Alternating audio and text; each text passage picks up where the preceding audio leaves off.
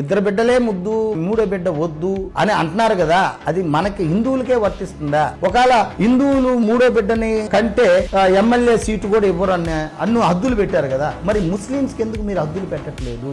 రేపు మనకు రాబోయే బిడ్డలకి సెక్యూరిటీ సేఫ్టీ ఎక్కడుంది? ఇక్కడ ఉందా? లేదు. ఎందుకంటే ముస్లిమ్స్ మెజార్టీ ఎక్కువ అన్నప్పుడు ఎక్కడ ఉండాలి? అది మెజార్టీ పాకిస్తాన్లో ఉండాలి. భారతదేశంలో కూడా పాకిస్తాన్ లాగా మెజార్టీ ముస్లిమ్స్ పెరిగేటప్పుడు ఆటోమేటిక్ గా హిందువుల్లో ఒక బాధ కలుగుతుంది. అప్పుడు ఏమయ్యా ఇది మా భారతదేశం అంటే బేటా మాది భారతదేశం. టెర్రరిస్టులు దిగుతారు, నరుకుతారు, మనల్ని ఊత కోత కోస్తారు. అప్పుడు జనగణమన అధినాయక జయ భారత భాగ్య విధాత ఇంకా పాడడం ఉండదంటారు. ఇంకేముంటుంది తల్లి? ఏం పేరు మీ పేరు అంటే, నా పేరు రామచంద్రయ్య.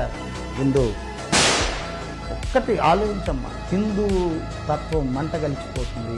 రాబోయే రోజుల్లో సంక్రాంతి పండగ ఉండదు, దీపావళి ఉండదు, కార్తీక మాసం ఉండదు, వినాయక చవితి ఉండదు, ఉగాది ఉండదు. పాకిస్తాన్లో చేస్తారు వీళ్ళు.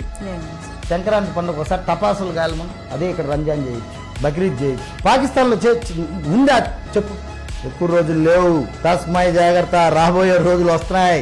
రాబోయే రోజుల్లో హిందువులు కనుమరుగు అవుతారు. ఇది మన భారతదేశం కనుక చెప్తున్నాను, నేను హిందువుగా చెప్తున్నాను.